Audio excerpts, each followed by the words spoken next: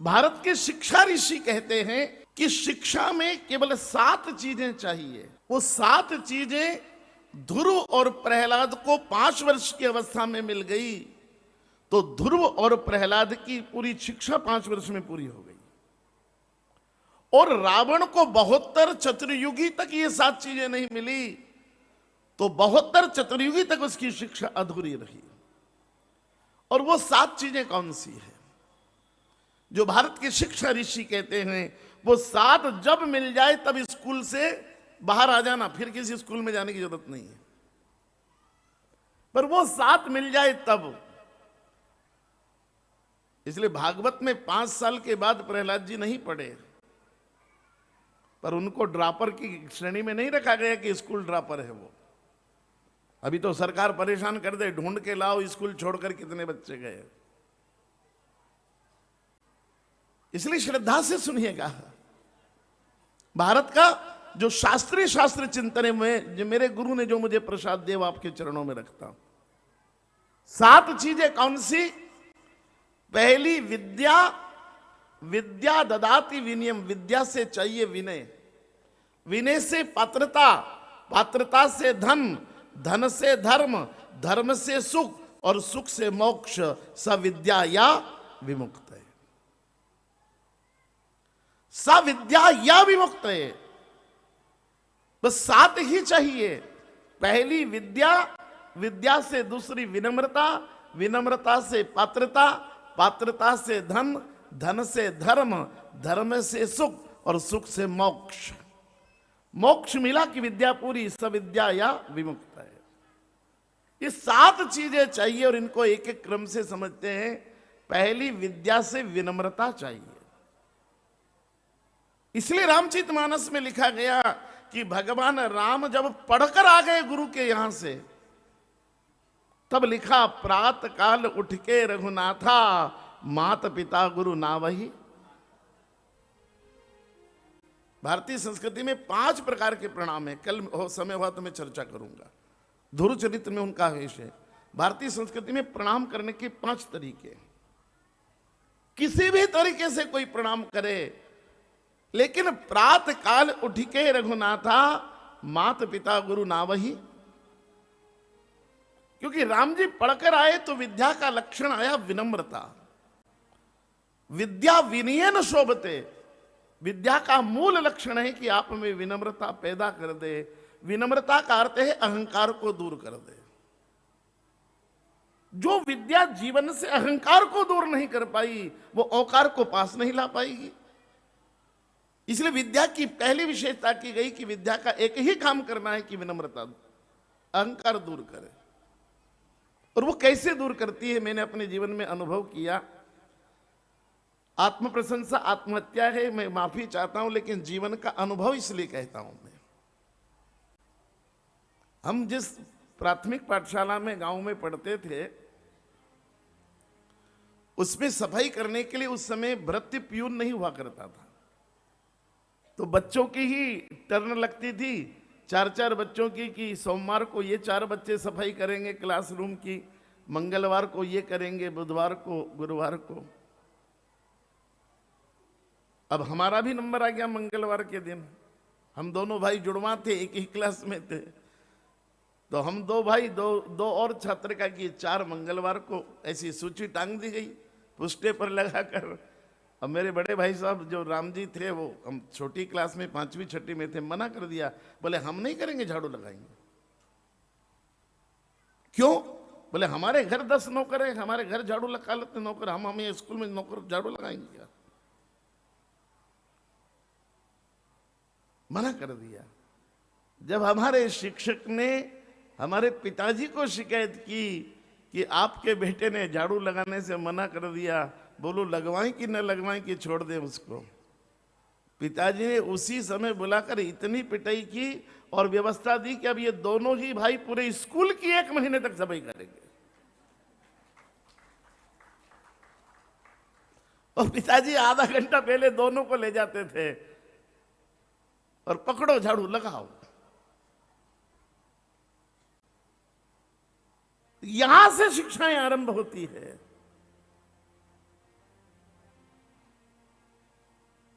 क्योंकि अहंकार दूर ना हो कर सके वो विद्या विद्या नहीं है। विनम्रता का सीधा अर्थ है अहंकार से दूरी। अगर ओंकार के पास जाना चाहते हो तो जो विद्या अहंकार का परिमार्जन कर दे वही विद्या है। इसलिए विद्या विनयन शोभते, विद्या ददाति विनयम। विद्या का पहला ही लक्षण है विनम्रता। एक दिन रावण ने पूरा हिमालय ऊपर उठा लिया, ऐसा नहीं, आप पे नहीं गिरेगा, डरिए मत। हम ऐसा उठाता हूं तो दो बहनें एकदम चौंक गई कि इधर ही गिरने वाला है। ऐसा हिमालय उठा लिया रावण ने। अब भगवान शंकर पार्वती का आसन डोला तो पार्वती जी ने पूछा, अरे ये किसने हिमालय उठाया? तो रावण के 2 हाथ पर हिमालय था, 18 तो खाली थे। उसने 18 ही सीने पर रखकर अट्टहास करके कहा कि पार्वती जी क्यों पूछती हो किसने उठाया? बंदे के अलावा दम किसमें जो उठा ले? पार्वती जी ने कहा, बंदे रावण तेरे को जानती हूं, तूने उठाया होगा, पर क्यों उठाया? क्यों उठाया तूने हिमालय? बोले पार्वती जी, बोले हाँ, बोले आज मेरी इच्छा हुई कि महादेव को प्रणाम करूं इसलिए मैंने उठा लिया। बोले हिमालय उठाने से प्रणाम कैसे होगा? बोले नहीं, एक आइडिया आया जो बदल दे जिंदगी। बोले कौन सा आइडिया आया तेरे को जो बदले जिंदगी? बोले मेरे 10 सिर है ना? बोले हाँ, तो मैं अपने गर्दन को ऐसा झुकाता हूं तो हिमालय से एक सिर मेरा बाहर निकल जाएगा। और आप महादेव को कहो कि अपना पैर नीचे लटकाए, चरण तो बोलता नहीं था वो, कहा पैर नीचे लटकाए, और शिव का पैर नीचे लटकेगा, नीचे मेरा माथा रहेगा, माथे पर उनका पैर रखा जाएगा, तो हो जाएगा ना प्रणाम। है ना फौर्जी आइडिया? जब भगवान शंकर का चरण मेरे माथे पे आ जाए तो प्रणाम हो जाएगा। पार्वती जी ने कहा, अरे पागल, प्रणाम ऐसे थोड़ी होता है। बोले फिर? बोले हिमालय नीचे रख, अपने समस्त हाथ जोड़ और अपने समस्त सिर महादेव के चरणों में झुका तो प्रणाम होगा। रावण ने कहा, मां यही तो प्रॉब्लम है। बोले क्या? बोले माथा झुकाना सीख जाते तो हम भी राम हो जाते, हम रावण थोड़ी रहते। हम माथा झुकाना सीखे ही नहीं, इसलिए तो रावण बने हुए।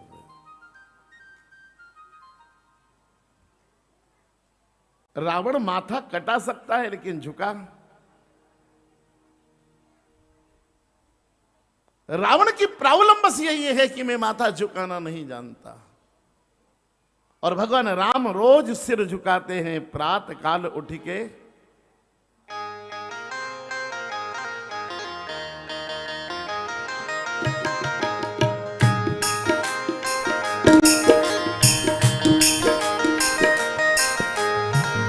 प्रातः काली उठी के रघुनाथा, प्रातः काली उठी के रघुनाथा, प्रातः काली उठी के रघुनाथा, प्रातः काली उठी के रघुनाथा।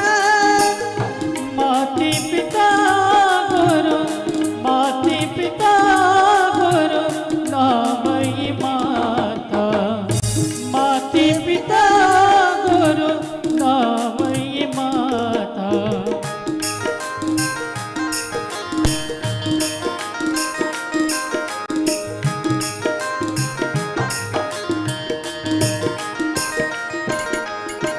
श्री राम जय राम, जय जय रामा।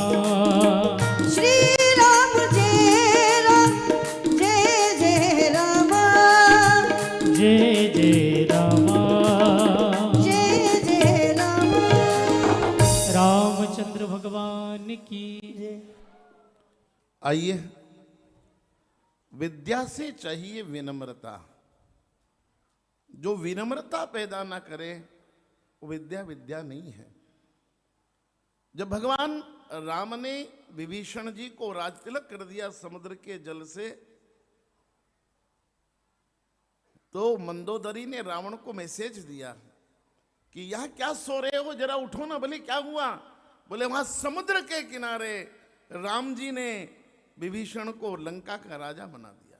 रावण का नहीं, ऐसा नहीं हो सकता। वो राम कौन होता है मेरा राज्य देने वाला? मैंने 10-10 सिर काटे हैं तब मुझे लंका मिली है। जो संपत्ति शिवराव नहीं दिन दिए 10, मैंने 10-10 मस्तक काटे हैं तब लंका मिली है, फोकट में नहीं मिली है।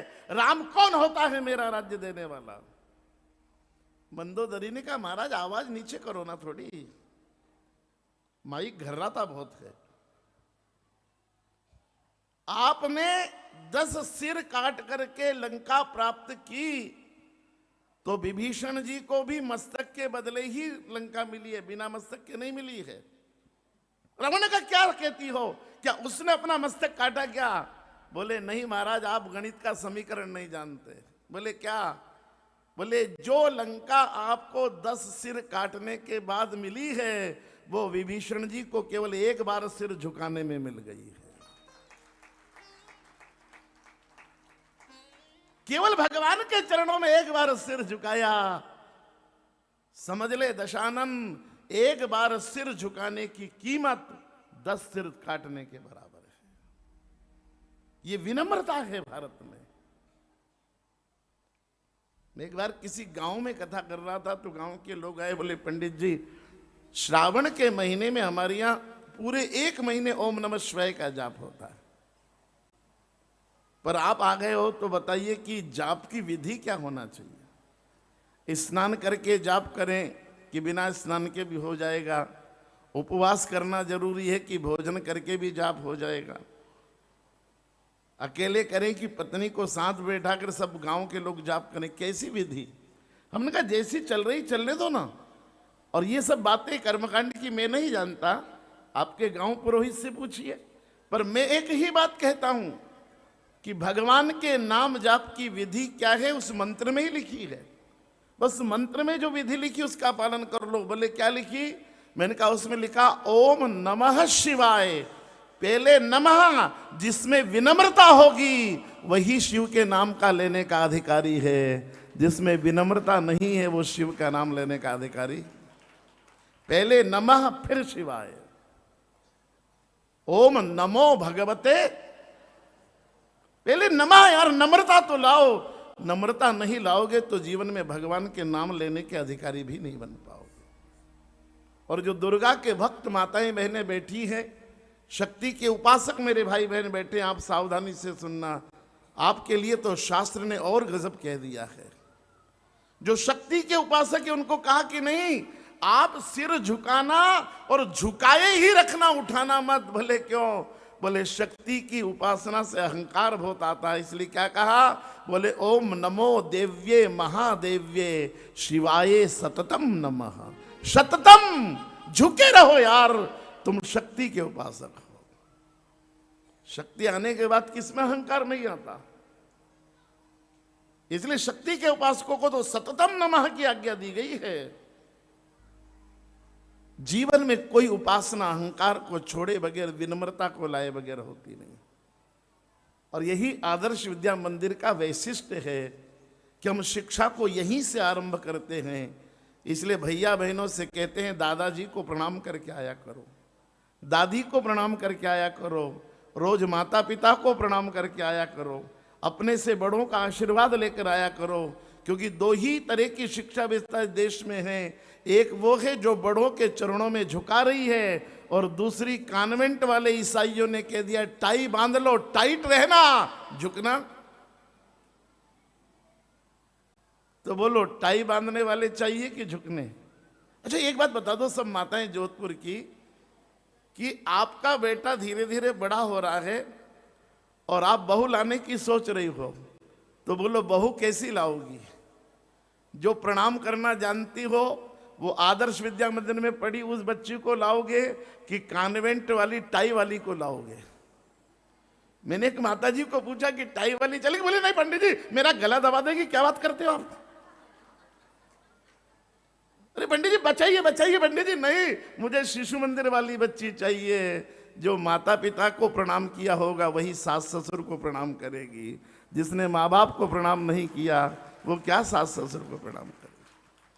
इसलिए टाई वाली से बचना, टाई भी मत करना। हाँ, ट्राई भी नहीं करना और टाई भी नहीं करना।